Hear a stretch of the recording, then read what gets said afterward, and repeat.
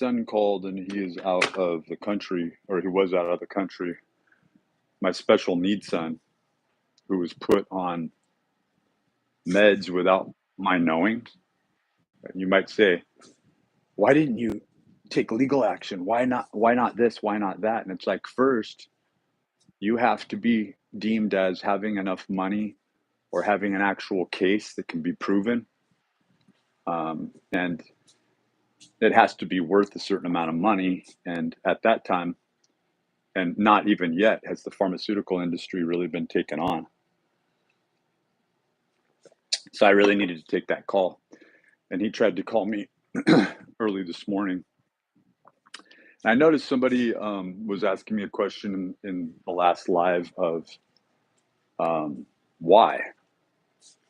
Like, why do you have to go through full development? Why do we have to go through this process? And I think that's the question of the day. It's a pressing question of the day because we are initiates. We just don't remember. Everyone here on this planet.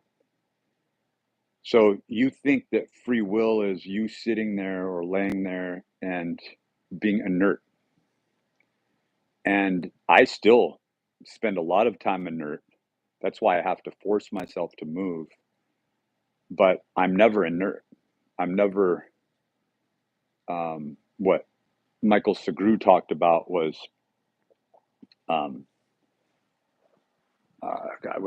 what word did he use? That's what helps me think too, is that it's not complacent. It's, the word where you just can be idle and not do much. I don't know. I just got through talking to my son. I've done a couple miles of walking here. I had a carbohydrate load last night. And everything that I do and everything I talk about is part and parcel to the same subject that I'm talking about here, is where I load, explode. I work on the concentric, the eccentric, but there's something called the amortization phase in between that top performers, again, performance, like, why are you performing? Who are you performing for? And so an entity will sit in the place and say, since you haven't designated and verbally said or written, is a very powerful thing, what your intentions are, who you serve, then I, demon God, will sit here and be the one that you serve, right? And I'll be there because you're not casting me out. You're not noticing that either an added voice is in your head now that wasn't there before, or that there is even more in a fearful way that is very relevant to this discussion, is something that's been there since before your birth. Something that you think is you. And if you want to go into investigating this again, look at the 114 interviews so far that Nathaniel Gillis has done. And the proofs and information that he has. And the whole point is that you can't 100% prove anything. That it's always theoretical. That's why people get confused when they're like, well, I thought that was a fact, but it's a theory. And it's like everything's a theory. And it's based on the probabilities through investigatory process and procedure, right? And from an academic point of view, that's what a thesis is. What do you think antithesis is? What do you think antithetical is? What do you think juxtapose is? What do you think ODD is? Oppositional defiance disorder. So you get into these areas of deviation, but what the Jews know, you can go back to a myriad of different ways that the Kabbalah is spelled, is that the Kabbalah represents something slightly different in each and every endeavor. But it's borrowing on the premise of the original. And isn't that what we're talking about? Isn't that what the von Neumann probe is talking about? Like, really get into the actionable deed of what I'm talking about. Is you have what is considered self-replication, or is it a copy? You have what is considered to be a re-engineering, a genesis of the same person, right? A replication of the same structure, cell structure, but there are alterations and modifications within you. What do you think the aging process is, right? And the fact that Clotho, the very hormone that has been named to be behind the entire anti-aging and autophagy effort, right, is a name that was given to one of three witches. Go into like the park, Cesar Chavez Park in Sacramento. In the middle of that park, there is a statue, and that statue has the three witches. Look it up. In front of the courthouse, there is the most dark and ominous statuary there. You'll think you're approaching Stonehenge. You think that's by accident? And there are these 6 pillars that are placed exactly like the EPL symbol, the Star of David, right? And so there are natural practitioners that reach a certain place and become guides. And no hubris here. I'm really looking, like, when you think you're looking from an outside perspective, like, let's just make the statement that everyone's involved all the time and it's collective consciousness. But then you have to get into who are the active members. And it's really easy to ask yourself, what do I do all day? What's really on my mind? You'll find that most jobs are so mundane. And when you go into, my friend's telling me about this terrible thing, right, that's happening at her job, where she's having to go through this process. It's almost like a gang initiation. And again, for those who have joined and I cut out, my son was out of the country. Special needs, I hate to say that, but, and he went on vacation with the 3 witches. The 3 witches, 3 people who made my life very difficult. 3 witches who not only have whored, thieved, and lied, right? And he's one of those people who I tried to spoil and protect him from what I'm talking about. And every soul on this planet, every person on this planet has to go through this process. Someone was asking why earlier. And I'll tell you, you don't remember who you were, right? When we're talking about binary code, when we're talking about memetics, when we're talking about sequence and sequence of events, more so when we're talking about aeons or ions. And where I left off was I was getting to archons. I was getting to Rudolf Steiner's work on, from a abstract. Rudolf Steiner was genius. He was beyond brilliant. But aside from that, he was privy to information that he could go into the discourse of anything that I'm talking about 110, 120 years ago and describe to you through antiquity what the literature was, what that meant. Albert Pike, too. I hate to say it, with how he's seen, right? But they'll tell you, and then it's like, wait, I have to go and read these huge voluminous books and understand this. And it's like, do you understand the beauty of the time you live in right now, where it's just laid out to you? Sure, it's a paper plate. Sure, you're no longer dining, but you're eating the most lavish foods that you can go pick up at a drive-through window that if you take that back 200 years, honestly, the balance, like the things that we take for granted, I'm talking about Epicureanism, something that leads back into a philosophical school of thought. You can't remove Stoicism and Neoplatonism, right? And get into the investigatory aspects of what is empirically provable, pragmatism, the discovery, metanoia, like the systemology of ontology, epistemology, right? The order of how you discover things. And I already talked about this, so I'm not going to go back into that. But focusing back on Rudolf Steiner, it's the archon, right? So what he names as Ahriman, that is, I'm going to say largely because of his writing and how impacting it really is and was. Do you understand that he's speaking truth because nobody else is into the field, into the system, and it doesn't matter if people are aware of it or not? Do you understand that Madame Blavatsky spoke her truth into the system, and then it led to people using that exact phrase of my truth? Once you come up with a my truth theorem, you have a toe, you have a theory for everything.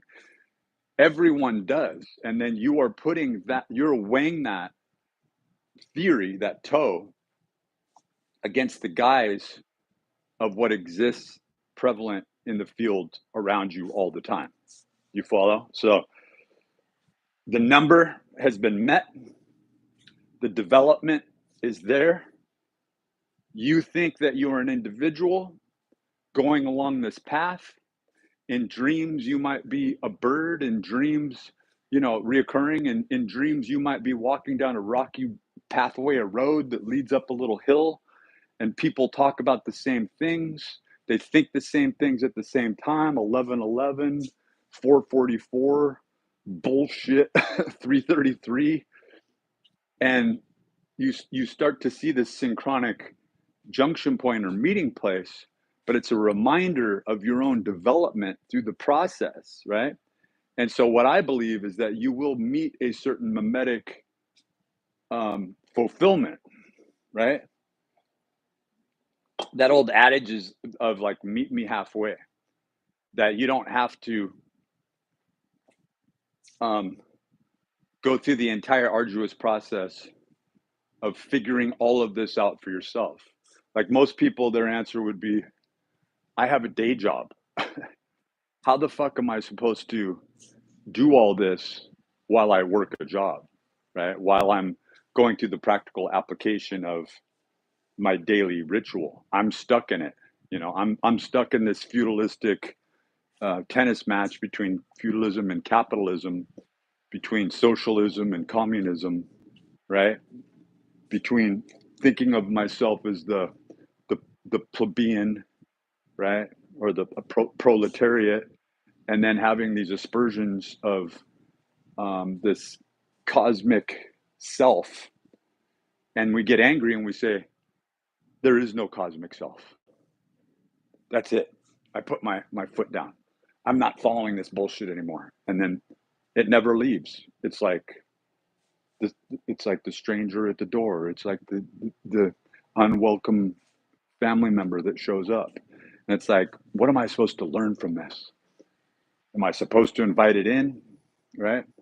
And most people haven't kicked out the intruder.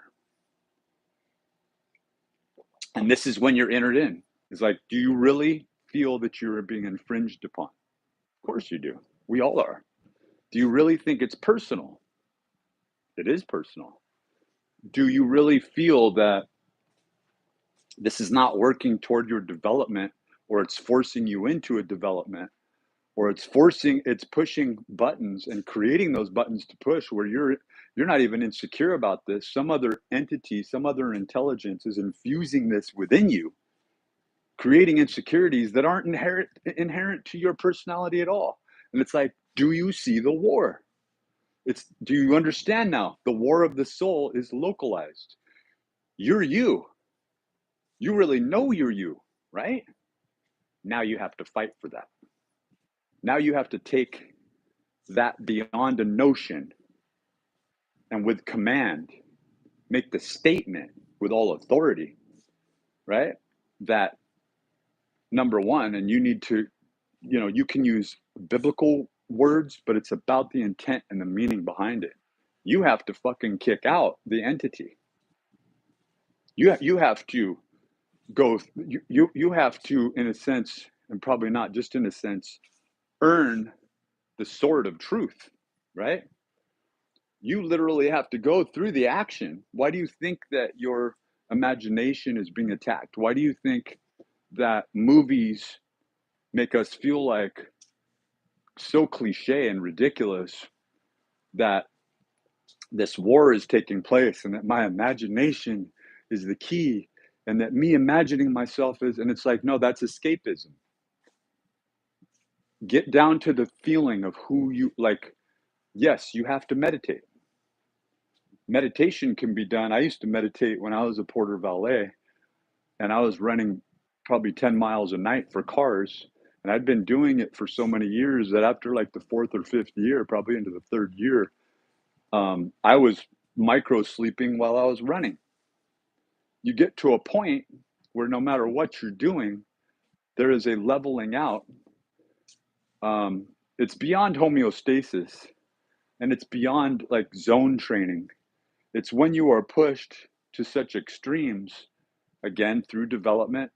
But if you are you and you're not becoming anything else but you, then it's a clarification that occurs.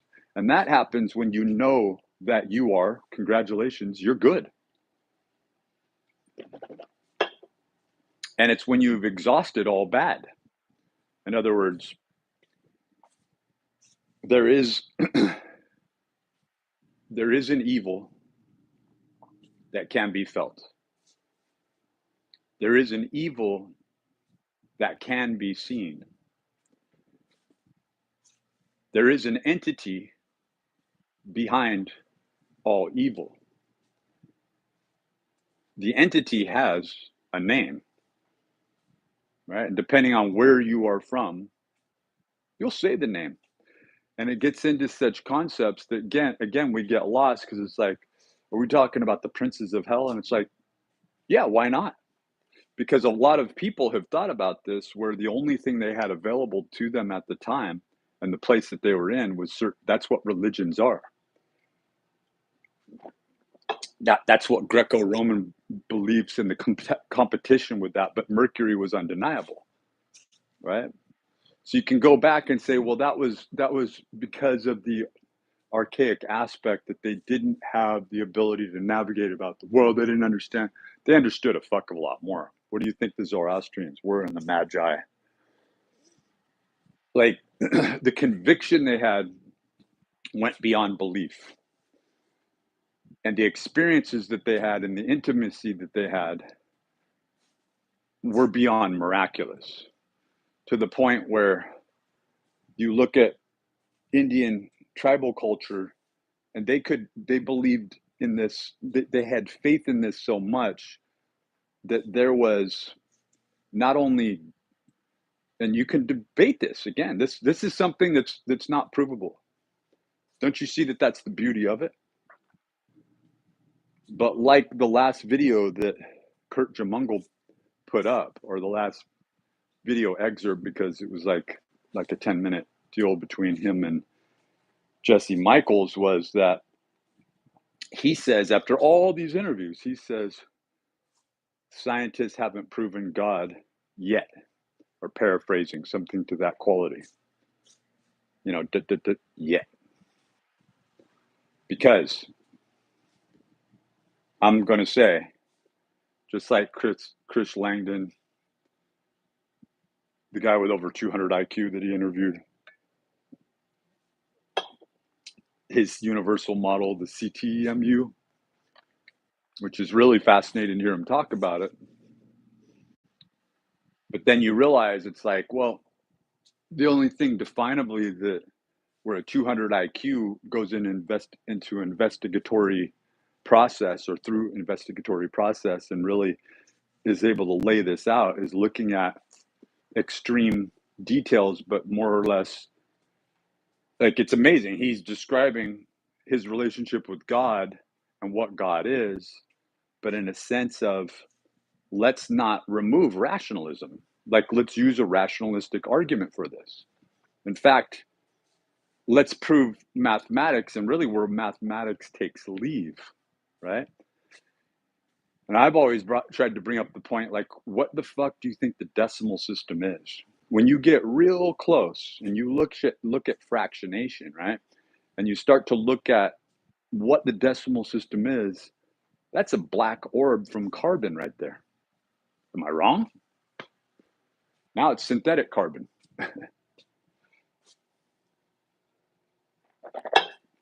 What the fuck do you think's flying around in space? You can't remove the written word. You can't remove the spoken word. You can't remove the fact that those people that act under such hubris, who are inviting entities into them, like Tom Cruise, aren't inviting Archon energy directly into them.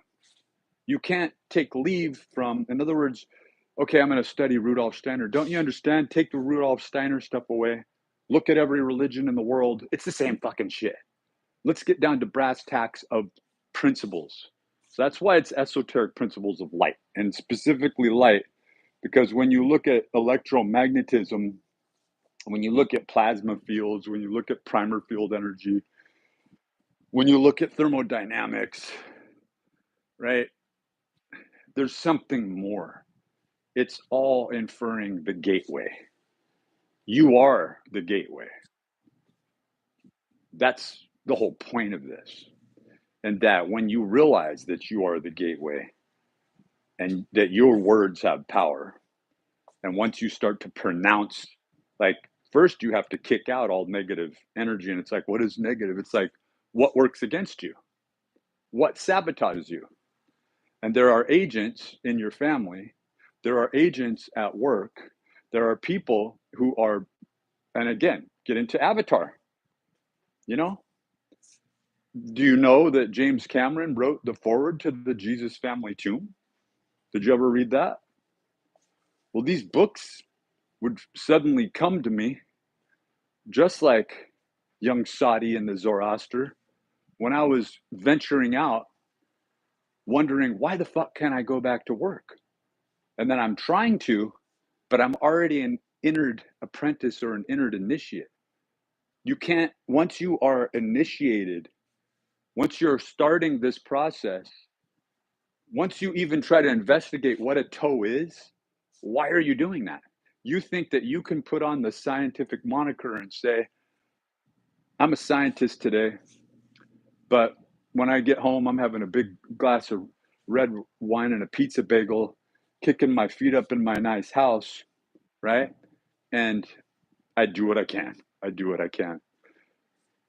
You follow a process by way of degree through the degree-based system. Your PhD, you're a master's degree, you're a doctorate. You have 3 degrees. You're 3 degrees through, not to be cliche, but it's like, it goes back, it's not separate from the Masonic degrees, obviously. And the root to degree is reason and ratio. There's no difference, right? So when you look at it, it's like your ability to reason through degree, the ratio at which you go about this, the Freemasons G can stand for geometry, God, right? It can stand for gnosis. It can stand for many different things, right? And then you get into Star Wars, Geonosis. It's like the ironies and what sticks and what we're looking for and what we already know and why we think this movie's good. And then you look back at it and you're like, that was some tacky ass shit. Like, how did I think that? And it's like your imagination's involved. But more than your imagination being involved, it's starting a mimetic sequence of information, right? You following? That connects you to all information in total development, right?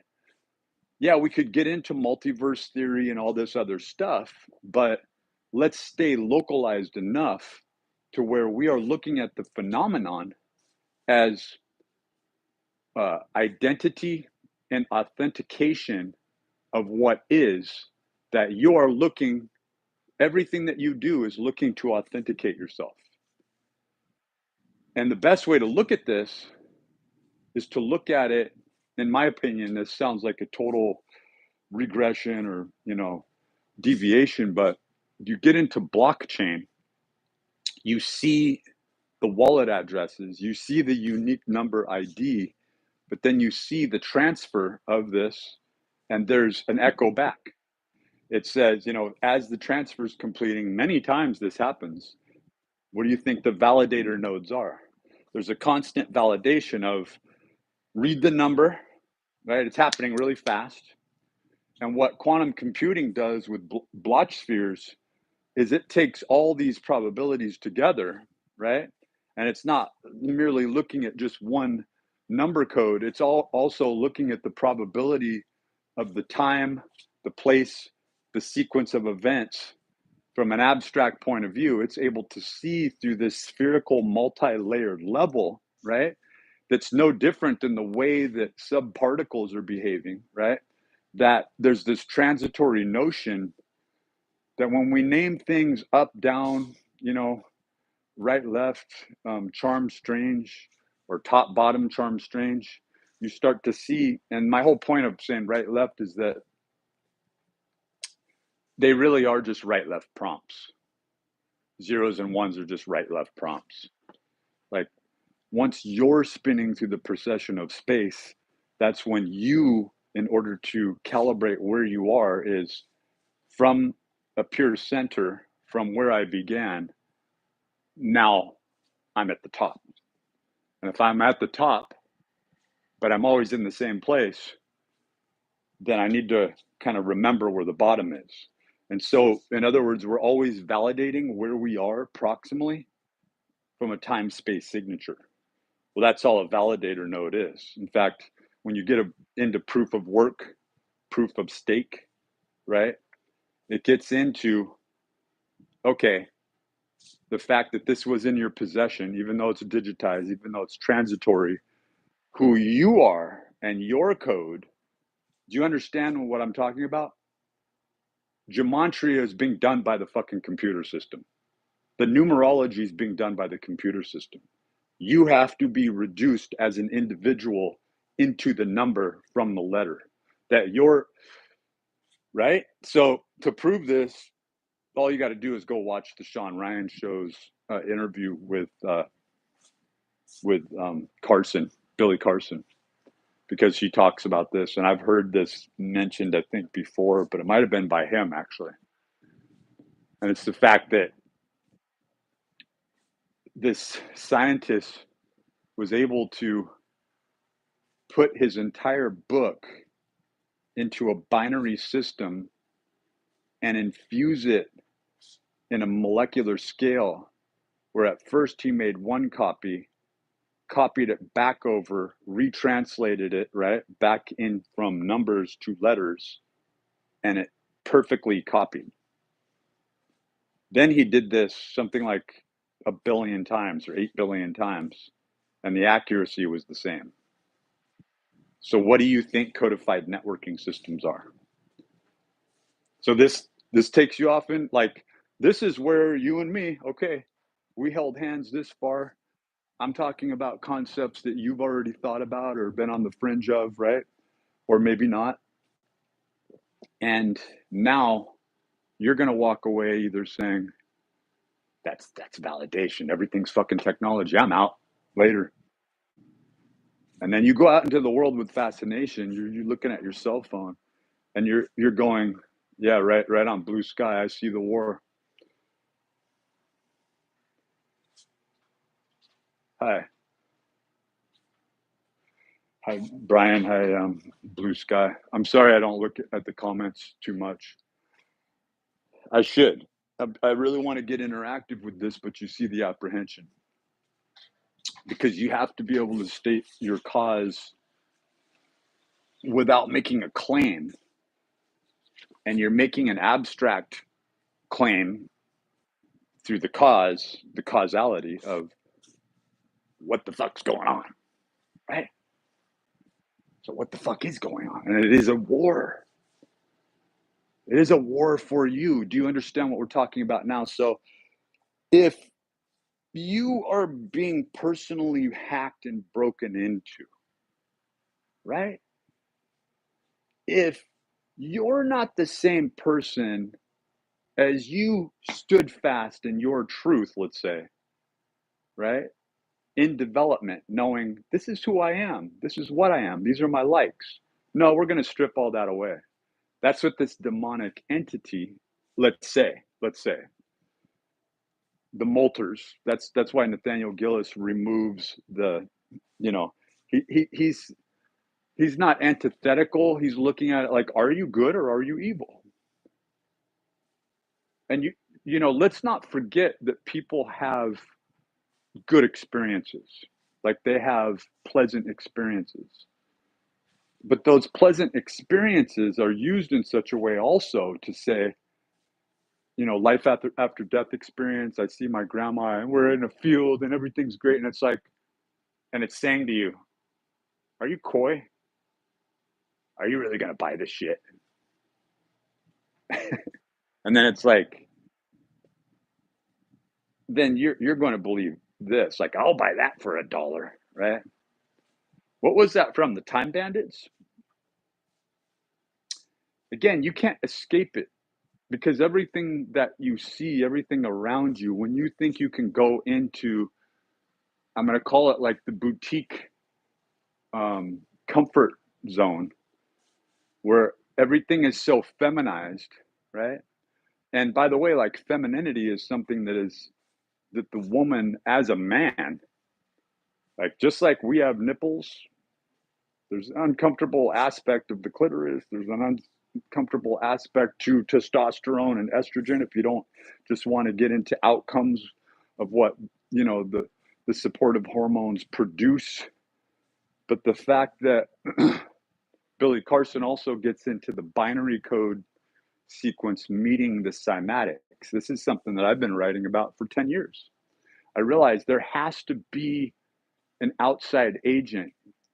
And then when you look at the interview, 65, I believe, with Eric Hecker, it might have been 63 or between 63 and 66 episode on Sean Ryan's show, you start to see the transmission that was being done from Antarctica to say that they are pumping out a signal. The voice of God, look that one up. The voice of God. It's gone way beyond this, to where they say the technology exists to speak right into your head with your own voice. With your own voice. This shit's old school. It's been around a long time. Right? So let me ask you this. If all of this can be done, if we live in a sort of mouse utopia, if there is a master computer system, and let's not be coy, there's probably not just one. There are probably many. There's probably one that lives in a transient state in the field that doesn't even have to have a like. This gets into areas of what I read about years ago under it was under plastic magnetics. I've tried to look it up again, but it's completely different. It's where light energy actually creates a mass to where you could fucking create a light-based weightlifting, or kind of like more akin to like Kaiser and pneumatic air equipment. You could produce something out of this just by way of light, where light cancels. So it's not just the concept of light meets frequency, and then there's a canceling out of the certain sine wave pattern and so forth, but it works directly in this. But it is like the differences between this so-called shift light energy right? And it gets into strong, weak nuclear forces. Like as you start to back away from an electromagnetic field, that's when the nuclear forces start to kick in. So it's really the anti-gravitic aspect lies in that sort of liminal valley, right? Uncanny valley in between. So archons, right? The Aruman, the Luciferian agenda, the invitation of fully developed, or at least more developed personalities and personas, praising the muses as celestial bodies, inviting in something greater than you because you're just so small, you're just so meager, you're nothing at all. But then something in you tells you that's just simply not true. What about this feeling? And this thing, when you go into that discourse with yourself, this thing is always there. And more, you'll start to see it challenge you as you get older, as you go through the process, through the procession, right?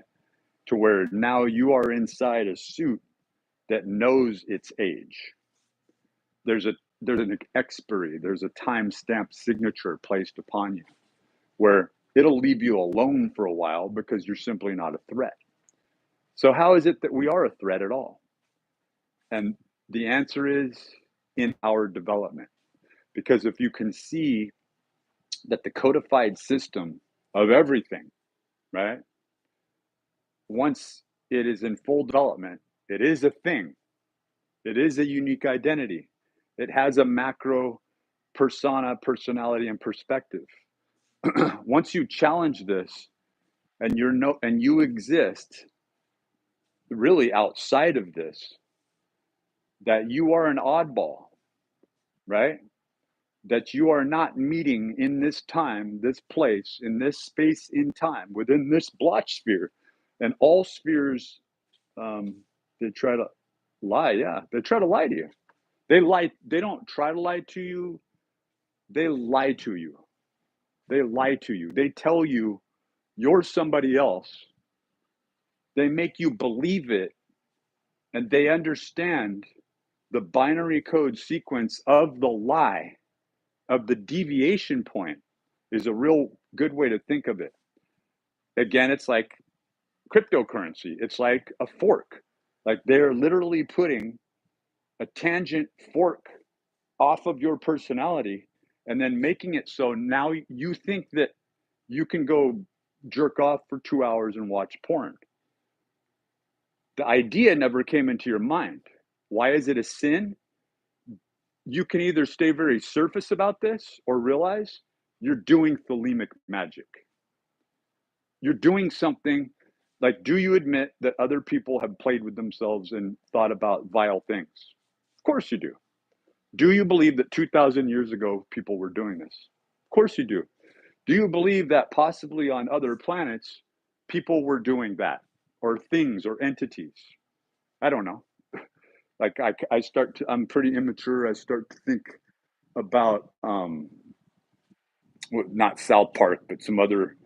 Yeah, maybe it is South Park with like the aliens and all that, where it's like I'm gonna touch on my flarbnock, but it shows the asinine aspect of, we think of things so intimately, like these are my genitals and this is my body and this is the kundalini and this is where my right hand is and this is where my left hand is.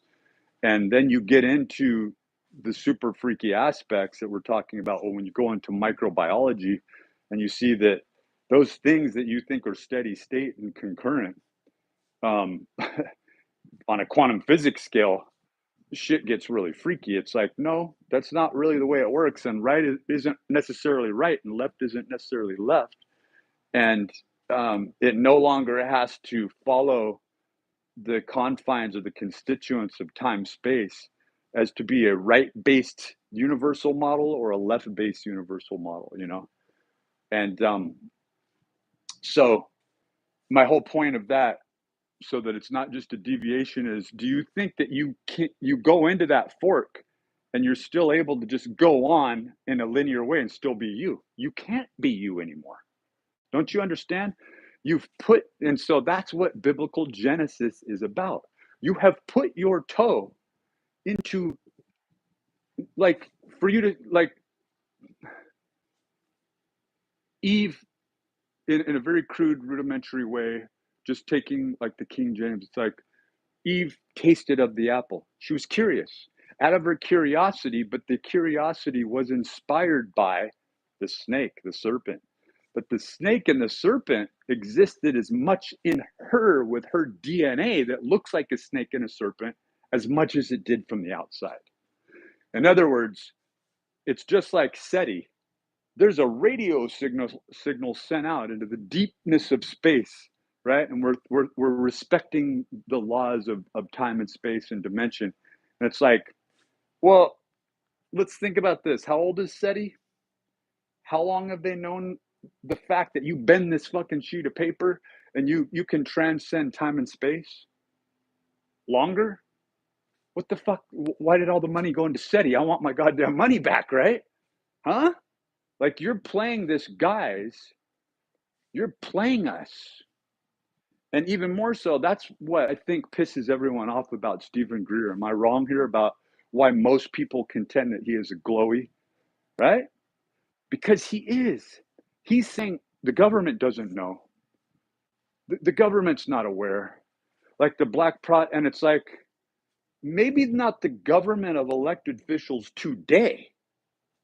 And maybe that was why, just like the Masons, those aren't the same, that's not the same Masonic order that was in play in a power position 200, 300 years ago. And in fact, it goes far beyond that, where it's like, how can you talk about the Masonic order as if they existed? Well, isn't that what they talk about? And it's not ancient Egypt. It's about the pyramids. It's about the perfection that Hiram Abiff built. So again, you look at phi, or the five formulation, right? The Fibonacci sequence, you see perfection. It's telling you the mathematics. I followed this as a trainer, and I was making six figures, and I didn't have to step outside my occupation because I followed my wrist circumference. I followed the five Fibonacci sequence, and everything becomes apparent to you. Form follows function, function into form. Now you have the Adonis index. Now you're walking with it. Now you understand the certain constituents that are available to us all. Like when I used to talk to people about protein and when they needed to do their protein and what the difference was between these different, substrates of protein, and why it was so important to do a certain protein at a certain time, right? That you had like this window, and why you need to walk at a certain time and do oxidative exercises, why you need to lift or do resistance training at a certain time, how you balance out those areas where you have weak areas and strong areas. Don't you understand that this is architecture? And that we are, in a sense, these 9 layers of the human body, moving organic architecture that is using inorganic properties that are spaced out, right? Just like our motor neurons. It's not the fatty brain, but the fatty brain strangely works congruent to the nervous system.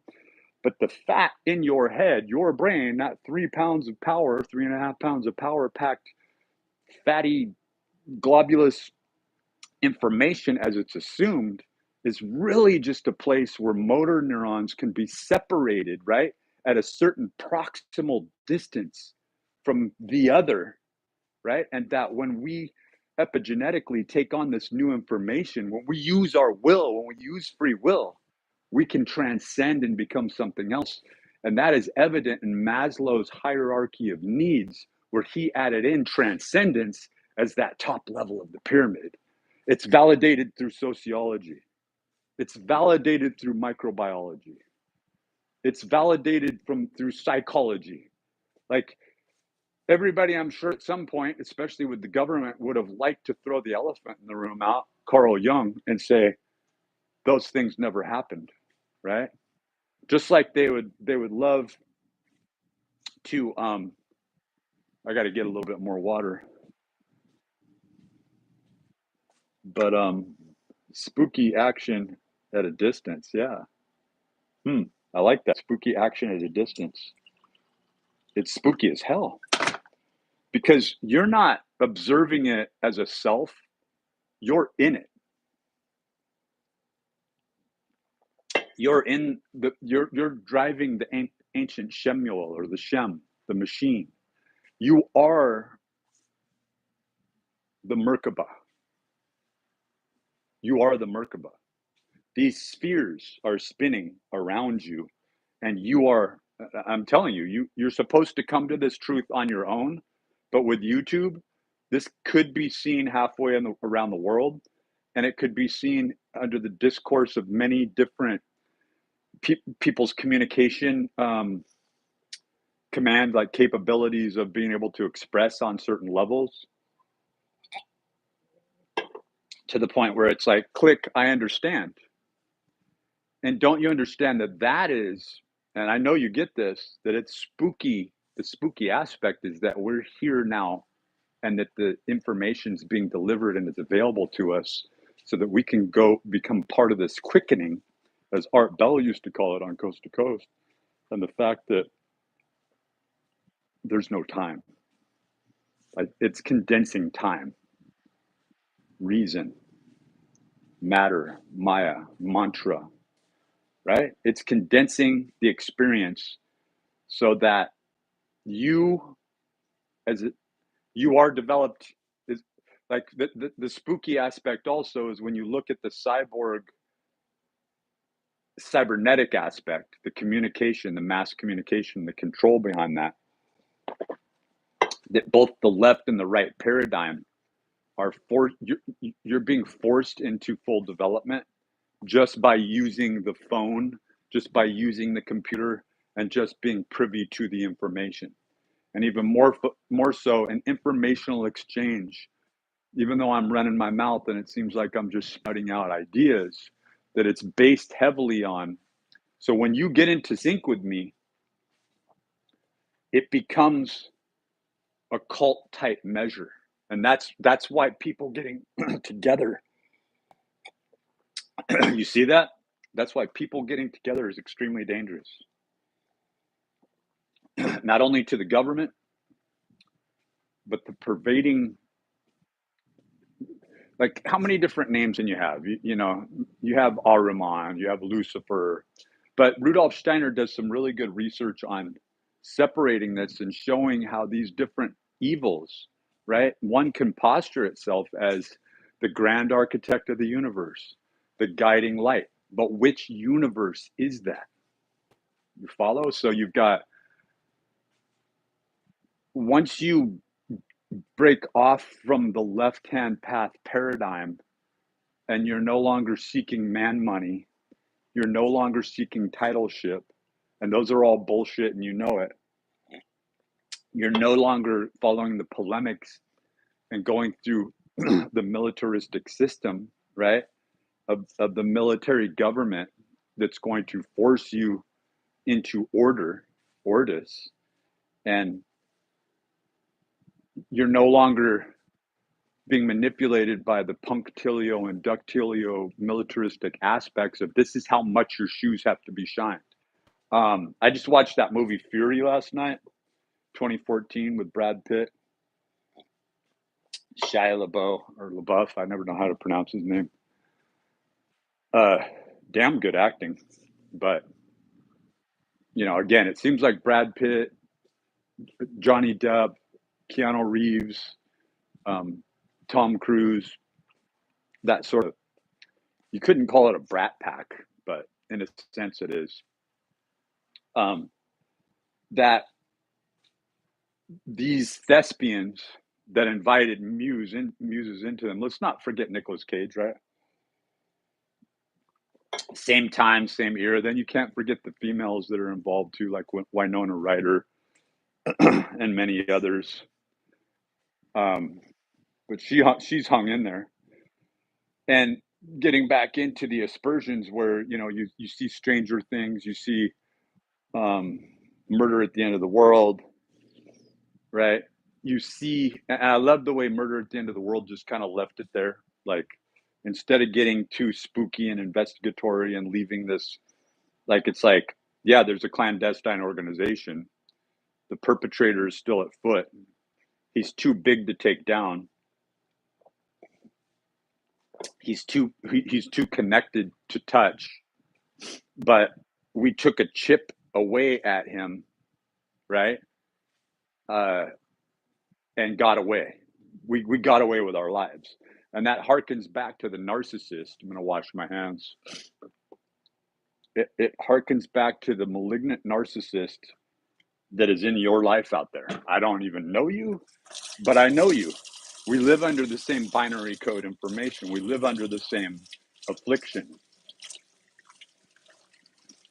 Like, if you could look at it almost like as a lifetime and go, wow, 300 years from now, people aren't going to be speaking the same language. They're not going to be thinking the same way. And it might even be difficult to even understand somebody. If we're communicating telepathically and we think that nothing has changed at all, but a computer, right, that we can't even see, that's interfacing with us, is going through this translation process of, I know what you mean. Like, Siri's basically arguing with you, like, it's thinking of from a quantum computing sense. But don't you understand that we live in that already? The decimation of Mars. If the government's so innocent and aloof and ignorant and just focused on themselves, and paying the bills and so forth, why are they such criminals? Why was such an effort placed on covering up this information? Why are they henchmen, right, that will follow the money trail?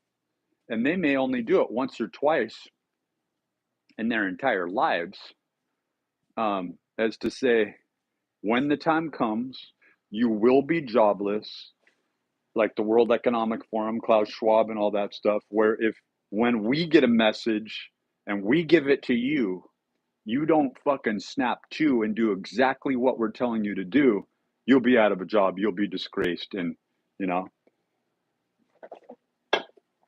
Bill Clinton wearing the blue dress, Epstein Island. They introduced it to the news without even really talking about it. The image was already there, to where most people thought it was just a joke, right? They just saw it as a meme. And even more so, if you had video of Clinton and you put it out tomorrow, and one article was produced artificially through AI, the entire premise of there wouldn't be an expert that you could trust, right? And if you did trust somebody to say that's an authentic article, you'd be gullible.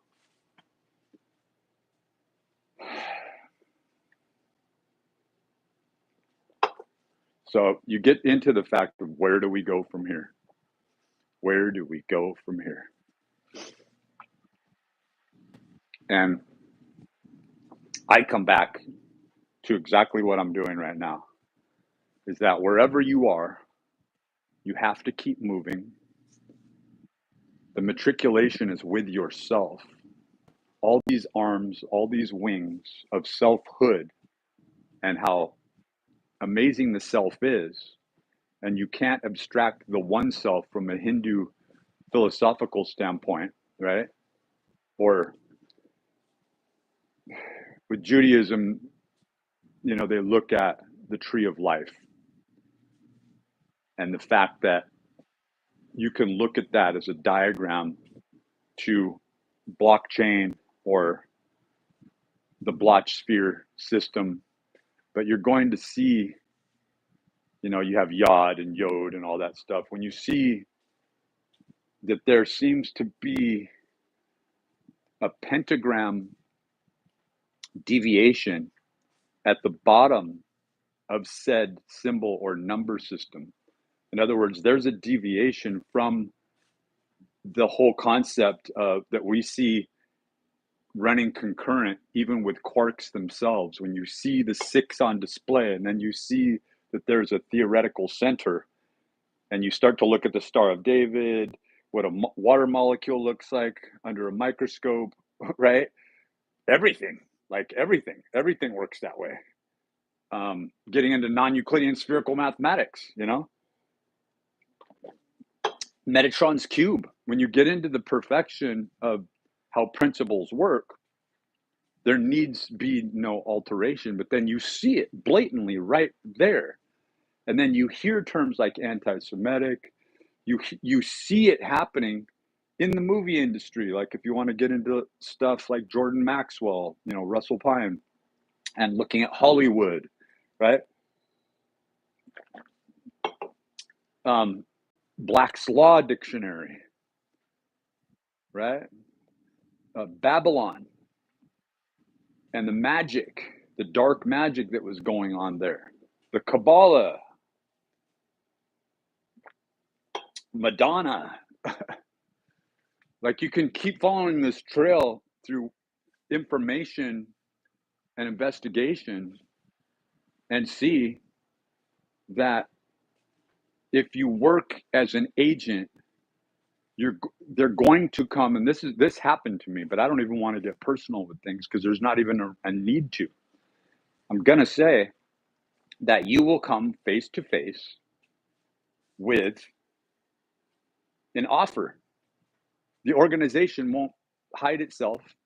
There's no longer like this sort of clandestine measure, because it's like there was I can't remember. I think it was John Wheeler back in 2011. I'm thinking about this same shit back then, studying philosophy, but it was so personal and investigatory, right? To where you didn't have all these people talking about this subject. I'm looking at it and I'm going, something really fucking weird's going on here. So this guy wrote the bioweapons manual for Obama. And suddenly, it happened right around 2010, 2011, New Year's. At the end of the year there, where this guy's walking around, seen in footage, with one shoe off, carrying his shoe along with him, in this hurried state, pushing the button and trying to go up or down the elevator, right? And this was like hotel footage where he's frantically not even like staying at that hotel. And they're trying to figure out where'd he go, what happened. Well, he turned up dead at this, I think it was Washington, D.C. I could be wrong. I think it was John Wheeler. And I'm pretty sure he's like a war veteran and all this other stuff, right? So he was really high up in command. Like I said, he wrote the bioweapons war manual. And right around that time, there was these reports that are happening now of flocks of birds falling from the sky, particularly over Oklahoma, right? And supposedly one of the last things he was working on was the fact that there was, and I think that this isn't what was really happening, but I think it alludes to this, is phosgene was being used, and phosgene will cause like the lungs to explode, right? So that explains why droves of fishes, schools of fishes, and birds would fall from the sky. Spontaneous death, right, would occur. And that supposedly he was fighting, and I've tried to find this article again. I looked for it again like a couple years later, and a lot disappears off the internet. And stories change, right? Stories change. But supposedly this weapon that was being used, or something very much like it, was going to be used in such a way for on mass detail, So why people are killed off, what they know, what they represent, their deviations, right? Like imagine if he would have gotten away with stopping a process that was under play. I remember the birds dying. You remember that? Yeah. Yeah. What do you mean cash? Um, the cash system. It is cash, but it's on each piece of currency, and you can take it for what you want to. A lot of people aren't looking at it, especially young people aren't looking at this these days because see a lot of information is lost when someone's disgraced and then they pass away. Like Glenn Kimball, he had some really amazing ideas. He was on Coast to Coast several times. When he passed away 13, 14 years ago, and he even had started something called Kimball College, where he was really trying to take articulate information and investigation and get a lot of people involved. And he did really well, but he didn't have any family that would pass this on. Yeah, the fish dying. And that's just recently happened. These parrots just fell from the sky, right? This is not a channel like Dabu 777 or 77. He has a couple channels. Although I watched him for many years and I appreciated his news coverage and stuff. Didn't care too much for his music, right? But I respect the delivery, right? And he got shut down. A lot of these guys start out like this, but see, that's why Esoteric Principles of Light, my first channel, I was on here back in like 2007, I think, or 2008. And I've re-engineered this channel many times. I've gotten rid of tons of footage because of this. Like when you come privy to information that is no longer pertinent to the times and it becomes irrelevant and there's this consolidation of information, and then it's like, oh, well, it's just like when we realize that, oh, the sentence could have been said this, like you could take this entire phrase and reduce it down into a sentence. But at a time that wasn't so, it wasn't relevant because it would seem far too abstract. So we're taking information that's readily available and assuming that there's a certain discourse that can take place.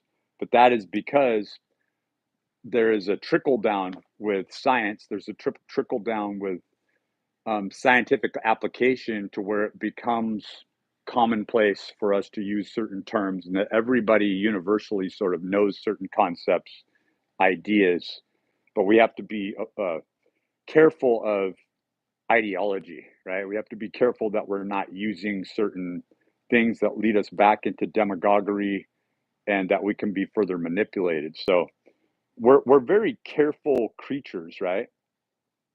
And the reason that I like to be in a dim room is because I can think, like, and I can articulate. And I find that synthetic light really disturbs me. Even like with my circadian rhythm, my heartbeat, everything else, I try to keep stress levels down to a minimum, right?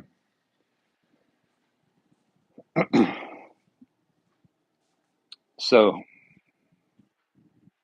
I think one thing that I would highly recommend is there's a channel called Rudolf Steiner. I think I always say audio press, but I think it's press audio. And no comments, or you can't comment on any of the narrations that are done about Rudolf Steiner's. Um, we're just going to say works, right? Because he would write abstract letters as well, and he worked all the way up into his death, like I think right to the last day.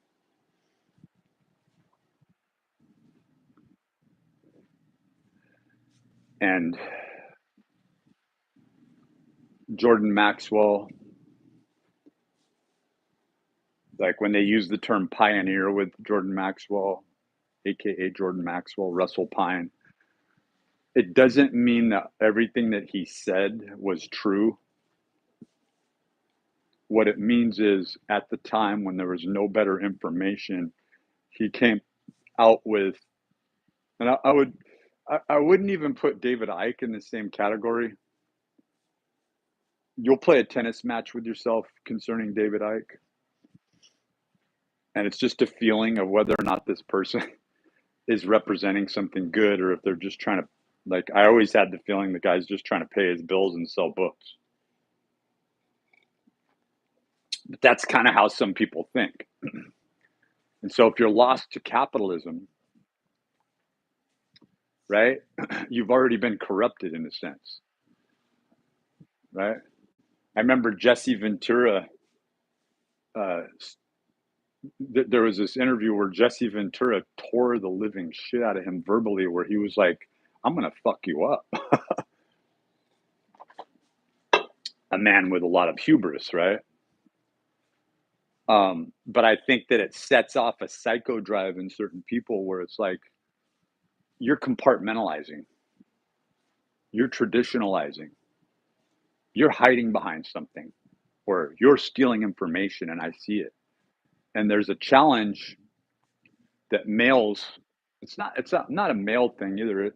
You're affronted by a neuro-linguistic programming tool, a mechanism where, and I hate to be crude with this, but this gets into the art of sales. And that's when you look at the pickup arts that Neil Strauss wrote about 14, 15 years ago with the game, 100%, it is, you can use those same exact tactics, triangular gazing, all that stuff, soul gazing, where you go like left eye to left eye, right eye to right eye. You say certain actionable phrases. No comments allowed is kind of smart. Yeah. And especially the shit that I'm putting out there, it's like, it's so controversial. And it's controversial in the sense that I'm just touching on things in a fringe way.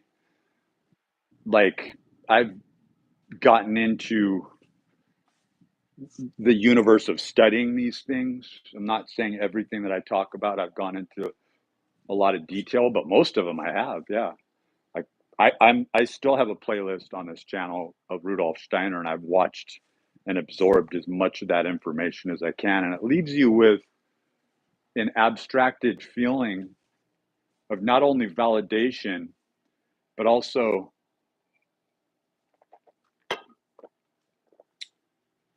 does God exist? And it's like you have to get to the place where you are face to face with ultimate evil. Not even face to face, it's in you. You pretty much have lost your soul. And I've talked to several other people who have made this statement. And when you look at their face, you're like, this guy ain't lying. This guy ain't lying for a second.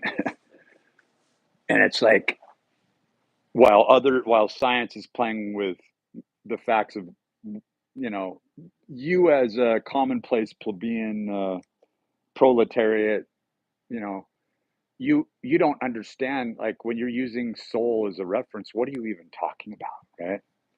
And now science is looking very hard at that because of forums like this, because of the discourse, because the fact that we live in a field and that information that pervades about, that we're, you know, discussing here today, and that is largely um, matriculating and available as a common school of thought, has its classes and its depth when you just go into discourse with somebody else.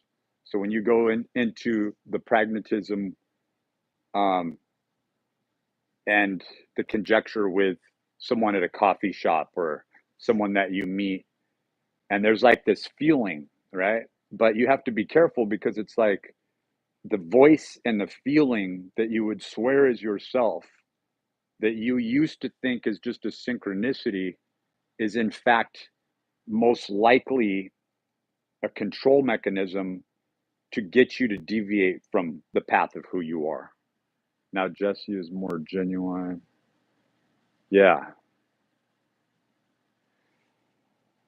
Yeah, I mean, like, so I see that you're really looking at truth and truthers as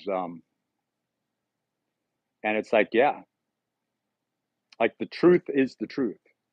The more that you think that you can abstract yourself from the truth, that you can, that's again, that gets into biblical Genesis, Adam and Eve. It gets into playing with Ouija boards. It gets into thinking that out of curiosity, I'm just going to do this and see what happens when I do this. And it's like Inception, right? Leonardo DiCaprio. It's like, and he could have been in that movie Fury easily, right? He could have been in that movie. But I think Brad Pitt did a really good job um, in it.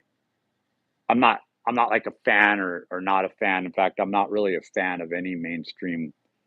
I don't really watch like Tom Cruise movies, but then when I do, um, I have Paramount Plus straight up through my Walmart membership through Verizon.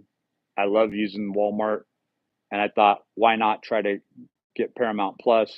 And he's become that sort of um, a washed out icon to spread out the information that I'm discussing here right now. That it's to bring it into light of the of the rest of the people in society that never really have an opportunity to look at this.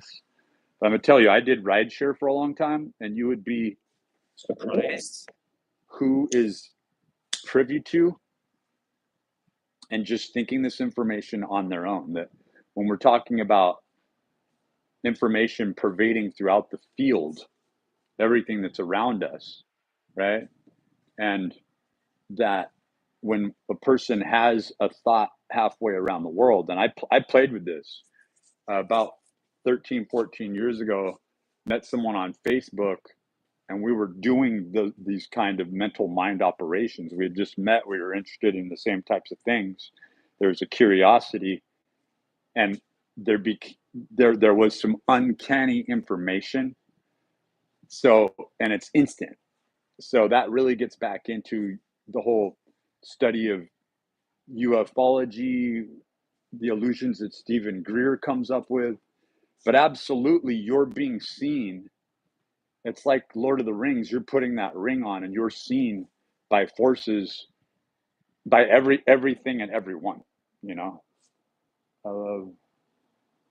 Yeah, Fury's on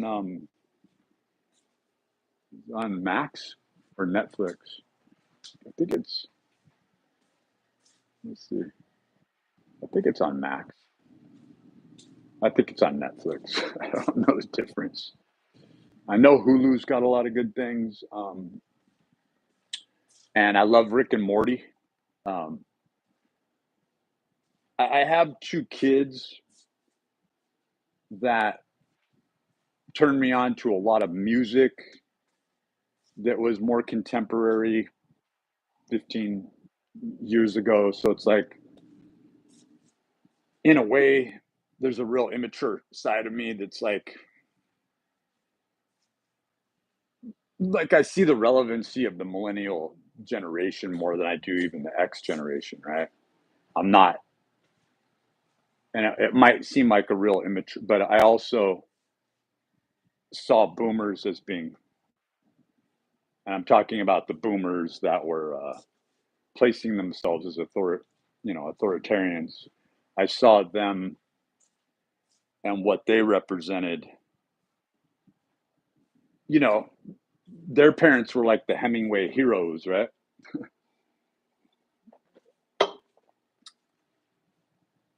Their parents were much more trusting and alive in a time, 1920s to 30s, 40s, where there was a trust in the nuclear family in America and apple pie and all that shit. And the the excitement of progress, the future, you know, and it didn't have this dystopian view that came along in the 1980s and 1990s of everything that has been suppressed that we know now, you know. So I find Stephen Greer to be a very interesting,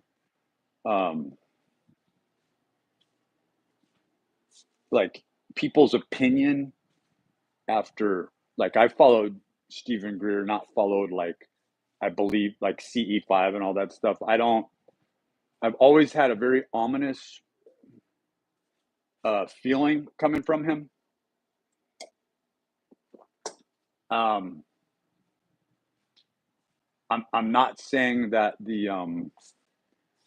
the whole Rockefeller Rothschild, like that whole thing, like the fact that he made these statements about being offered $1 billion at one time, and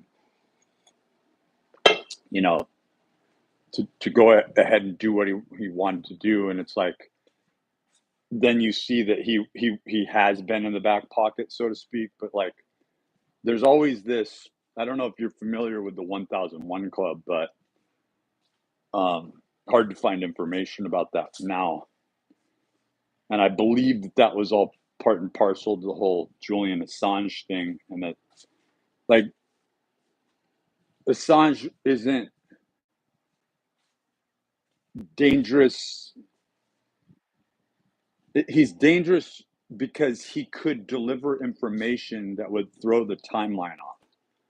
So it's like, in the future, you look back and it seems ridiculous, the notion that somebody would be blacklisted or crucified or just outright stopped, right, from delivering certain information.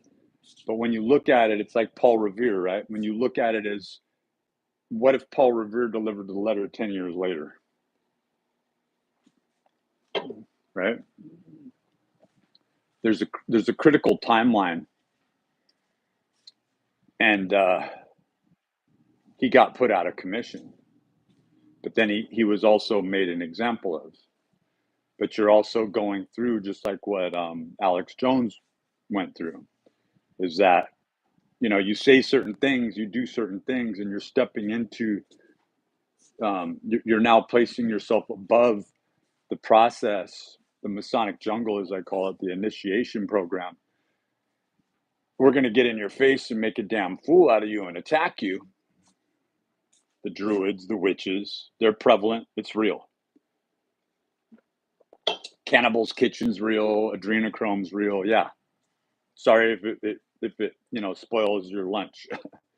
It's fucking real. And you're selling supplements. You feel comfortable. You're in your comfort level, and you're making your 50 million a year. Now you're probably making 80 to 90 million a year because, oh, you're a Trumper, and I'm not getting into politics at all. Hell no. But what I am saying is, I'm where most Americans are. It's like you have to look at Proudhon, and you have to look at what anarchism, and you have to see that it wasn't a violent display, and that what he postured and postulated with mutualism and put out, and he was called heretic, he was called insane, and he was disgraced, is cryptocurrency. He was doing the same thing. Pierre Proudhon. He got into areas of investigation with land ownership, money, what money means, and you can't avoid politics when you begin to talk about economics, when it hits home and you don't have food. It's just like good and evil. It's like, and I can't really use that movie Fury, even though that's kind of fresh in my mind, but there's this scene where this young guy who's very naive, fresh off the boat, so to speak, he's thrown in the middle of the druthers of war, doesn't know how to operate anything. He was brought on as a secretary and then sent to the front lines. And suddenly he's having to be a machine gun operator on a tank in World War II. And there's this one scene where he and Brad Pitt, they're doing like a reconnaissance mission. They're going through this town, and they're trying to see. Long story short, there's like these. It's not two sisters. It's like an older, a woman like her 30s or 40s, and then a woman that's in her 20s, and it's like her niece, and she's trying to hide her, and then they find her, and then not through an aggressive way, the young man goes through his, let's say, rite of passage, but it's okay, whatever. He ends up having sexual intercourse with this girl, right? And it means something to him because he's a virgin. He's like an 18-year-old pure sort of, it's taking this concept of purity, right? And creating him like as this icon that represents that, and the impurification or the destruction that war ultimately as an all-consuming like demonic being is like, leaves no stone unturned. Nobody can hide from it, right? So he goes through this process. They're very protective of this young girl. The fellow tank operators come up, and it shows how they're either they've been broken, right? They've been broken by the war, by the things they've seen. They talk about and recount their war stories. They've been broken to the point where they know they're broken. They know they can't be reintegrated back into society, and that nothing exists except for where they are at that time. They are, unless they're released as wild beasts into the jungle, there's really no other place for them to go, right? And so they protect this young girl. Soon as they leave, right? As soon as they leave, they're about to go on to the next town. The kid's feeling good. They had a little bit of something to eat. They feel good about the interaction, the operation. Even there was even an exchange at the last moment between the young man and the young girl, where they were exchanging some sort of information, right? And next thing you know, the fucking building's blown up, and there she is. Her lifeless body is lying in the rubble. And that's when you see this transgression or this evolution of, you are going to go through development whether you look at it or not. You're going to think about a lot of dastardly things. You're going to think very deep and complex about government system. And whatever you come up with, when you go into that area of discourse, that psycho drive, right? That passion is either going to fuel you toward facing the monster, like Jordan Peterson talks about. It's very Nietzschean, facing who you are, but there's even a comfort level there, because it's like, are you going to then lean back on society as, this is who I am, this is my comfort in society, I'm a manager at Marie Callender's, I got war stories, but I have a wife, I'm paying bills, good enough. Maybe I'll play darts with people on the weekend. Or I'm going into government and making some policy changes, right? Or I am heavily impacted by the theological implications of this, right? And I'm becoming a priest.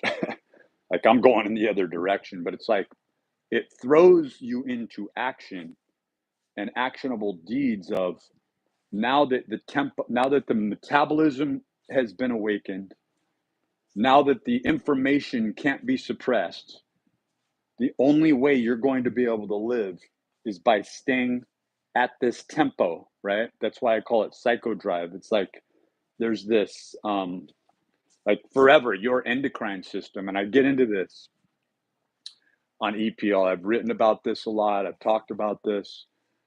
It's a whole area of study, is that when neuro-linguistic programming is being done on you, and it is every day, it's appealing to secretions, it's appealing to the endocrine system, it's appealing to something that exists inside, but it's not outside the person, through influence, hormones, as a control mechanism. Like, to get crude, and if you don't know what it is, look up the skein gland, right? Look up the skein gland. That's a part of the female anatomy. And I don't think it's a part of every female. If you want to get real personal, dolphins kill each other. They do it in a diabolical way, and the females have clitoris.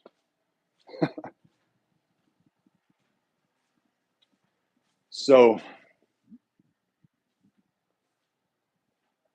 the evil exists in us, through us, and it's a part of us. And if you want to proclaim that you can go back in time and pretend that you're going to be simple, you're going to be a person in society, like forever, you will feel like and know that you're just playing a role, that you're just playing a part, that